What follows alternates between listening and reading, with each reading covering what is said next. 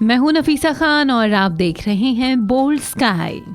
सर्दियों का मौसम है और मकर संक्रांति का त्योहार है करीब, तो ऐसे में घर पर तिलकुट बनाना तो बनता है। तो चलिए आज आपको बताते हैं कि घर पर आसानी से आप तिलकुट कैसे बना सकते हैं।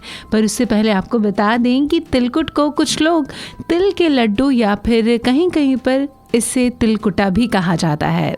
चलिए जानते हैं इसे बनाने के लिए आपको क्या क्या चाहिए। इसे बनाने के लिए आपको चाहिए तिल 500 ग्राम और बिल्कुल इसी मात्रा में गुड़, यानी कि गुड़ भी आपको चाहिए 500 ग्राम। घी चाहिए 2 छोटे चम्मच। चलिए अब बताते हैं आपको इसे बनाने की विधि। इसे बनाने के लिए एक भारी तले की कढ़ाई लेकर गरम कीजिए।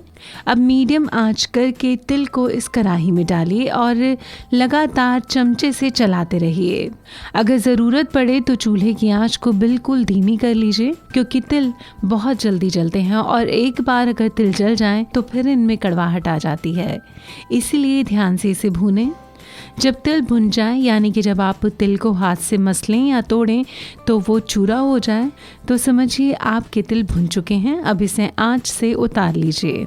अब इस भुने तिल से आधे तिल को हल्का सा कूट लीजिए या फिर मिक्सी में हल्का सा चलाकर दरदरा कर लीजिए। अब साबुत और हल्के कुटे तिल मिला लीजिए। अब दूसरी तरफ गुड़ को तोड़कर छोटे छोटे टुकड़े कर लीजिए। कढ़ाई में 1 चम्मच घी डालकर गर्म कीजिए। गुड़ के टुकड़े डालिए और बिल्कुल धीमी आंच पर गुड़ को पिघला लीजिए। गुड़ पिघलने पर आंच तुरंत बंद कर दीजिए। पिघले गुड़ में अब भुने कुटे हुए तिल डालिए और अच्छी तरह से मिलाइए। आप चाहें तो इसमें दूसरे ड्राई फ्रूट्स भी डाल सकती हैं। अब गुड़ तिल के लड्डू बनाने का मिश्रण तैयार है। इसके बाद हथेलियों में घी लगाकर अपने हाथों को चिकना कीजिए और तिल गुड़ के मिश्रण से थोड़ा सा मिश्रण लेकर उसके छोटे छोटे लड्डू बना लीजिए। इस बात का ख्याल ज़रूर रखें कि लड्डू गर्म मिश्रण से ही बनाने पड़ते हैं। मिश्रण ठंडा होने पर जमने लगता है और लड्डू बनाना मुश्किल हो जाता है।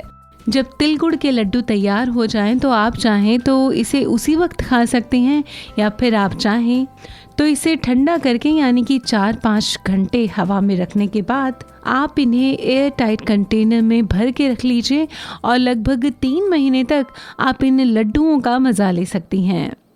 उम्मीद करते हैं कि मकर संक्रांति के पर्व पे आपको तिलकुट के लड्डू ज़रूर पसंद आएंगे। फिलहाल इसी छोटी सी रेसिपी के साथ ही बोल्ड स्काई पर बस इतना ही।